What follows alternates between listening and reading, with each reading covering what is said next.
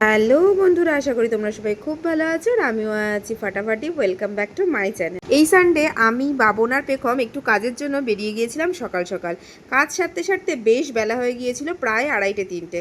তখন তো চরম খিদে পেয়ে গেছিলো পেখমের সঙ্গে আমাদেরও। আর আমরা কাজের জন্য গিয়েছিলাম সেক্টর 5-এর দিকেই।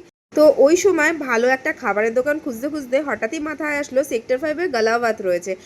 আর এই গালাওয়াতের প্রচুর রিলস আর ভিডিও অলরেডি আমি সোশ্যাল মিডিয়ায় দেখেছি, আর প্রত্যেকটা ছিল দারুণ লোভনীয়।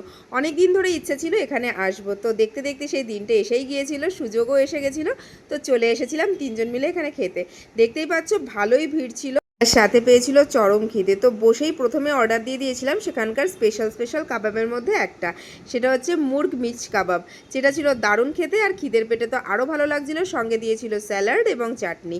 এখানকার স্পেশাল হচ্ছে উল্টা তাওয়া পরাঠা আর গালোটি কাবাব, যেটা খেতে খুব ইচ্ছা করছিল, কিন্তু বাবন বলল দুপুরবেলা এখন পরোটা খাবো না, তো সিম্পল বিরিয়ানিতেই চলে গেলাম।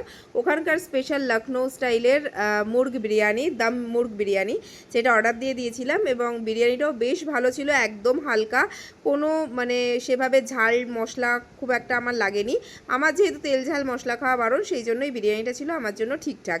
তবে এখানকার বিরিয়ানির আলুটা আমাকে প্রচণ্ডই মন খারাপ করে দিয়েছিল, কারণ বিরিয়ানির আলুটাই মেন, তোমরা জানো, বিশেষ করে আমাদের মতো বাঙালিদের কাছে।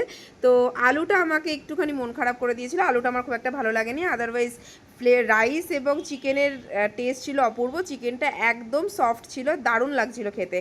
আর এখানকার যেটা তোমাদের বললাম উল্টা তাওয়া পরোটা আর গালোটি কাবাব, সেটা আমরা প্যাক করে নিয়েছিলাম রাত্রিরে খাবো বলে, কারণ এখানে এসেছি আবার কবে আসবে তো কোনো ঠিক নেই, তো কোনোটাই সুযোগ হাতছাড়া করা যাবে না। তো সেটা আমরা প্যাক করে নিয়েছিলাম অর্ডার দিয়ে, যে রাত্রিরে বাড়ি গিয়ে খাবো। বাট ওটার কোনো ভিডিওই আমি করতে পারিনি। আদারওয়াইজ এখানকার খাবারগুলো ছিল দারুণ, আর জায়গাটা বেশ ছোটোখাটোর মধ্যে সুন্দর গোছানো, তোমরা দেখতেই পেলে, অ্যাম্বিয়েন্সটাও সুন্দর।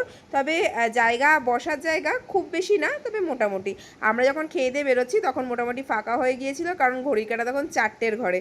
তো এরপরে আমাদের আরও কিছু কাজ ছিল, সেই কাজগুলো সেরে আমরা বাড়ি যাবো ঠিক করলাম। আর দেখতেই পাচ্ছি এই যে খাবার প্যাক করে নিয়েছি। তোমরা এখানে অবশ্যই একবার যেও, আর এখানে গেলে অবশ্যই করে কাবাবগুলো ট্রাই করো, কাবাবগুলো দারুণ টেস্টি ছিল। তো চলো, আজকের গল্প আমার এইটুকুই, দেখা হচ্ছে পরের কোনো ভিডিওতে। ততক্ষণের জন্য সবাই ভালো থেকো, সুস্থ থেকো। চলো, টাটা।